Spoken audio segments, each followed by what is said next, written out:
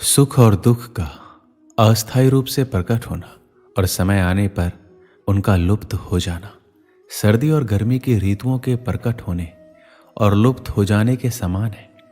हे भारत के वंशज, किसी को परेशान हुए बिना उन्हें सहन करना सीखना चाहिए। सुख और दुख हर किसी के लिए नियति है। यदि आप आज खुश हैं तो निश्चित रहें कि संकट आएगा, और यदि आप आज खराब स्थिति में हैं तो निश्चित रहें कि कल सूरज उगेगा। ये संसार द्वंद्व का स्थान है और द्वंद्व आते जाते रहेंगे। हमें अर्जुन की तरह सहन करना और अंततः आगे बढ़ना सीखना चाहिए। अविनाशी, अपरिमेय और शाश्वत जीव के भौतिक शरीर का अंत निश्चित है। इसलिए हे भारत के वंशज, युद्ध करो। संघर्ष से कभी पीछे मत हटो। संघर्ष ही आपको आपके लक्ष्य तक लेके जाएगा। कृष्ण कहते हैं कि हमें जो भी समय मिला है हम इस संसार में रहें और संघर्ष करें। हिम्मत मत हारो। हमें अपना सौंपा हुआ कर्तव्य अवश्य निभाना चाहिए। शरीर अस्थायी है और इसके साथ आने वाले दुख और सुख भी अस्थायी है। उनसे बहुत ज़्यादा लगाव ना रखें। आराम के जाल या भ्रम में ना पड़े। इस संसार में कुछ भी स्थायी नहीं है। मौसम की तरह सब कुछ आता जाता रहता है। कृष्ण इस दुनिया का वर्णन इस प्रकार करते हैं कि ये दुनिया दुखों से भरा हुआ है और इसलिए इस दुनिया का आनंद लेने और हमेशा के लिए आराम से रहने की आकांक्षाएं कभी मत खो देना। जब हम झूठा सोचते हैं हम कभी नहीं मरेंगे और मेरा नाम, प्रसिद्धि, पैसा, शक्ति आदि ही खुशी के एकमात्र स्रोत हैं जो आपके साथ कभी नहीं जाते। हम शरीर नहीं है, हम एक आत्मा है। इसलिए हमें शारीरिक स्तर को पार करने और आत्मा के साथ संबंध और पहचान खोजने में सक्षम होने की आवश्यकता है। आत्मा को ना कभी किसी हथियार से काटा जा सकता है, ना आग से जलाया जा सकता है, ना पानी से गीला किया जा सकता है, ना हवा से सुखाया जा सकता है। यह व्यक्तिगत आत्मा अटूट और अघुलनशील है, सर्वत्र विद्यमान है, अपरिवर्तनीय है, अचल है और सदैव एक समान है। हमें शाश्वत कल्याण के लिए आत्मा के रूप में हमारी पहचान को जानना इतना महत्वपूर्ण है।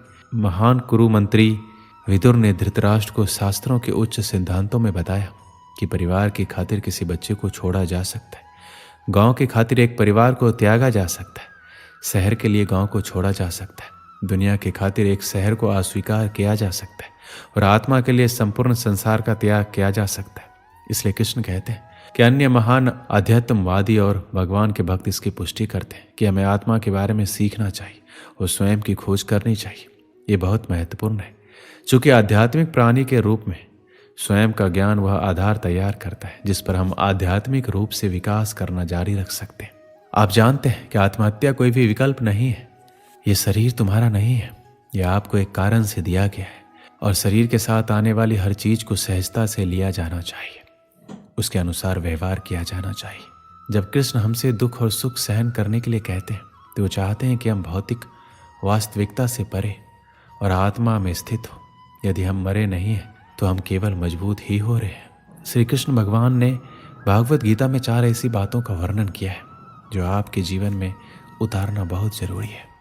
हर मनुष्य को हमेशा अहंकार और क्रोध से दूर रहना चाहिए, क्योंकि अहंकार और क्रोध किसी भी मनुष्य के दिमाग को उसी तरह खा लेता है जिस प्रकार लकड़ी में लगा हुआ दीमक।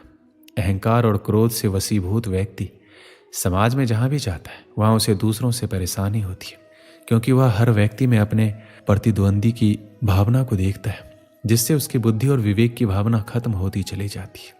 भागवत गीता में कहा गया है कि हर व्यक्ति को आत्म मंथन करना चाहिए, क्योंकि आत्म मंथन अहंकार को खत्म कर देती है। श्री कृष्ण कहते हैं अहंकार व्यक्ति को अज्ञानता की तरफ ले जाती है। इसलिए जीवन में सफलता चाहने वाले व्यक्ति को हमेशा अहंकार और घमंड से दूर रहना चाहिए। श्री कृष्ण कहते हैं मनुष्य के निर्माण उसके विचारों से ही होता है और मनुष्य जैसा सोचता है वैसा ही बन जाता है। इसलिए हर मनुष्य को हमेशा सकारात्मक और अच्छे सोचों के साथ अपना जीवन बिताना चाहिए। अगर आपके मन में अच्छे विचार होंगे तो आपका जीवन भी अच्छा होगा, लेकिन अगर आपके मन में बुरे विचार होंगे तो आपके जीवन में बुराई की स्थिति बन सकती है। श्री कृष्ण कहते हैं यदि हम अपने को बलवान बनाना चाहते हैं तो हमें अपने मन में ये जरूर सोचना चाहिए कि हम बलवान हैं, क्योंकि बलवान होने की सोच ही हमें बलवान बना सकती है। अगली बात श्री कृष्ण कहते हैं कि आलस्य, डर और कायरता मनुष्य के वो दुश्मन है जो उसे सफल होने से रोकते हैं। अगर आपको सफल होना है तो आपको अपना आलस्य त्यागना होगा, अगर आप आगे बढ़ना चाहते हैं तो आपको अपना डर छोड़ना होगा। एक आलसी और डरपोक व्यक्ति ना अपने लक्ष्य को पा सकता है, ना ही अपने सपनों को पूरा कर सकता है, ना ही वह किसी युद्ध में विजय प्राप्त कर सकता है। इसलिए अगर आप अपने लक्ष्य को पाना चाहते हैं, अपने सपनों को पूरा करना चाहते हैं और अपनी जिंदगी से आलस्य और डर को निकाल दीजिए, क्योंकि डर आपको वह सभी काम करने से रोकता है जो आप करना चाहते हैं, और आलस्य आपको वो काम करने ही नहीं देना चाहता जो आप कर सकते हैं। आखिर में कृष्ण कहते हैं कि आलस्य, डर और कायरता मनुष्य के वो दुश्मन हैं जो उसे सफल होने से रोकते हैं। दोस्तों, अगर आपने इन बातों को समझ लिया तो आपकी सफलता निश्चित है। एक समय की बात है, महाभारत के युद्ध के बाद युधिष्ठिर ने राजा के रूप में शासन करना शुरू किया। युधिष्ठिर अपनी दानवीरता और उदारता के लिए प्रसिद्ध था। जो कोई भी दान पाने की इच्छा से युधिष्ठिर के पास जाता, वह कभी खाली हाथ नहीं लौटता। एक बार देर रात को एक भिखारी महल के दरवाजे पर आया और दान मांगने लगा। उस समय राजा युधिष्ठिर सो रहे थे। रानी द्रौपदी ने उन्हें जगाया, लेकिन युधिष्ठिर ने कहा, मैं बहुत थक गया हूँ। भिखारी को सुबह तक इंतजार करने के लिए कहें। कल सुबह उठने के बाद मैं उसे उसके वजन के बराबर सोने के सिक्के दूंगा। द्रौपदी ने यह बात भीम को बताई।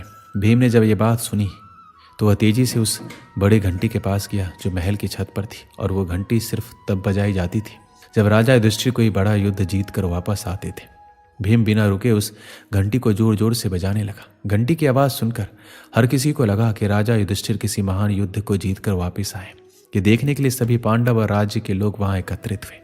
काफी देर तक घंटी बजती रही। अंत में राजा युधिष्ठिर को भी उठना पड़ा। गुस्से में उन्होंने भीम से पूछा, तुम इतनी रात को घंटी क्यों बजा रहे हो? भीम ने विनम्रता पूर्वक उत्तर दिया, ऐसा इसलिए है क्योंकि आज आपने बहुत ही बड़ी जीत हासिल की है। यह सुनकर राजा युधिष्ठिर चौंक गए और पूछा, ये तुम क्या कह रहे हो? भला इतनी रात को मैंने कौन सा युद्ध जीत लिया है? भीम ने उत्तर दिया, बड़े भाई, आज आपने समय को ही जीत लिया है। आपने महारानी से कहा कि भिखारी को दान कल सुबह मिलेगा। अब यह घोषणा तो कोई तभी कर सकता है जब वह समय के साथ जीत हासिल कर ले। क्या आपको यकीन है कि कल सुबह तक आप दान देने के लिए जीवित रहेंगे, या फिर ये भिखारी से प्राप्त करने के लिए जीवित रहेगा? ये सुनकर युधिष्ठिर को भीम की बात का एहसास हुआ। उन्होंने तुरंत उस भिखारी को अंदर बुलाया और उसे दान दे दिया। हम सभी के पास समय सीमित होता है। कोई नहीं जानता आने वाले कल में क्या होगा। इसलिए जो काम आप आज और अभी कर सकते हैं, उसे कभी आने वाले कल के लिए बचा के ना रखें, क्योंकि कल कभी नहीं आता। हमारी जिंदगी हमारे आज से ही चलती है। अगर जिंदगी को बेहतर तरीके से जीना है तो हमेशा आज में जिए। कल क्या होगा इस बारे में ज़्यादा ना सोचें, क्योंकि खुशियाँ आपका आज आपको देगा। हो सकता है वो खुशियाँ कल आ ही ना पाए। इसलिए कल की टेंशन ना लेकर अपनी लाइफ को एंजॉय करें, क्योंकि ये समय अगर चला गया तो फिर कभी वापस लौट कर नहीं आएगा। जो लोग समय की वैल्यू नहीं समझते वो अक्सर आज का काम कल पर टाल देते हैं, फिर चाहे वो काम कितना भी जरूरी क्यों ना हो। ऐसे लोग खुद का समय तो बर्बाद करते हैं और साथ ही वो दूसरों का समय भी बर्बाद करते हैं। कोई भी काम चाहे वो बहुत ज़रूरी हो या ना हो, लेकिन अगर वो काम अगर आप आज कर सकते हैं तो उसे कभी कल पर ना टालें। काम को टालते रहने की आदत कई बार हमारे लिए और साथ दूसरों के लिए भी मुसीबत बन जाती है। समय का सदुपयोग करना हम सभी के लिए बहुत ज़रूरी है। बर्बाद हुआ समय कभी लौट कर वापस नहीं आता। जो काम सही समय पर हो सकता है उसे करने में कभी देरी ना करें। हर किसी के पास सिर्फ 24 घंटे ही हैं। बस ये हम पर डिपेंड करता है कि हम इन 24 घंटों को किस तरह से बिताना है। और जितना हो सके अपने समय का ध्यान रखें, और जितना हो सके समय रहते सारे कामों को पूरा करें, ताकि आपके पास ज़िंदगी को जीने का भी वक्त रहे। दोस्तों, इस वीडियो में बस इतना ही। मिलते हैं अगले वीडियो में। अपना ख्याल रखिएगा। जय श्री कृष्ण।